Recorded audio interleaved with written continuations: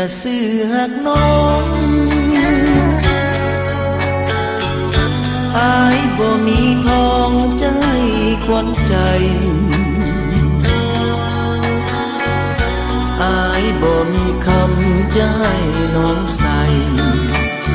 จึงปล่อยหักห่างหายย้อนอายบ่มีอายบ่มีเงินจะซื้อหักเจ้าเพราะน้องมัวเมากับความมั่งมีอายบ่มีรถใจน้องขี่บ่ได้เป็นเศรษฐีมั่งมีเงินคำ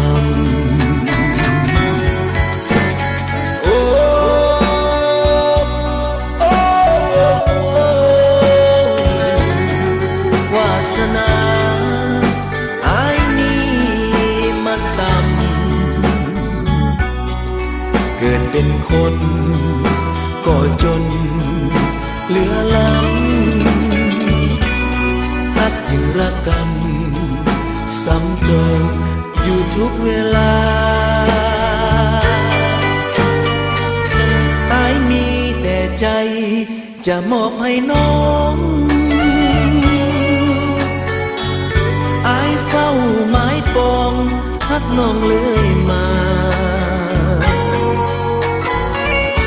อายมีฮักเดียวเป็นอมตะน้องจงคิดเมตตา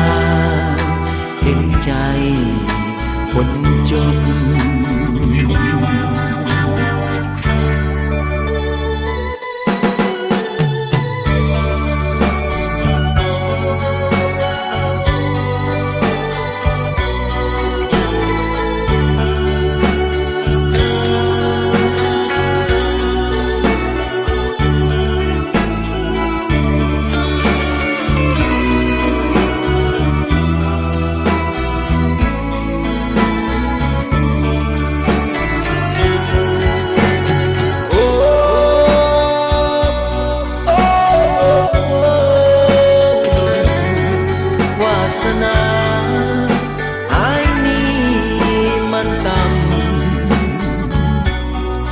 เกิดเป็นคน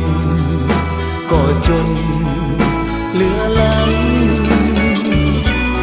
ฮักจึงรักกันซ้ำเติมอยู่ทุกเวลาอายมีแต่ใจ